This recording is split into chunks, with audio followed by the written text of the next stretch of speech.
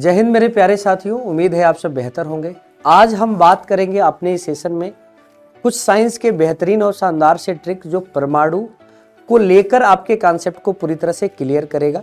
तो आइए लेकर चलते हैं। जैसे आपने देखा होगा, ईंट पर नाच का एक ट्रिक होता है। ईंट पर नाच में ई का मतलब होता है इलेक्ट्रॉन।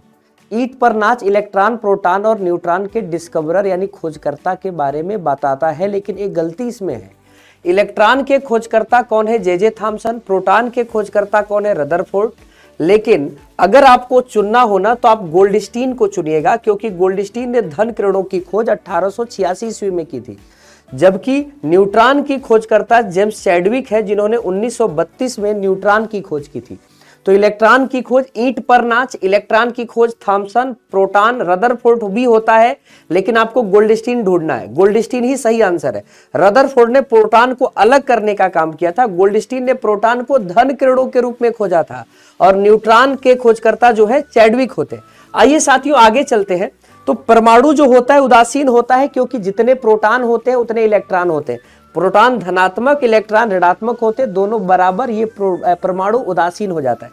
परमाणु को एटम कहते हैं। तो परमाणु के दो भाग होते हैं। एक बाहरी भाग जो होता है इलेक्ट्रॉन का होता है, जिसमें बाहर कक्षक होते हैं, बाहर ऑर्बिटल होते हैं, और ये ऋणावेशित होता है।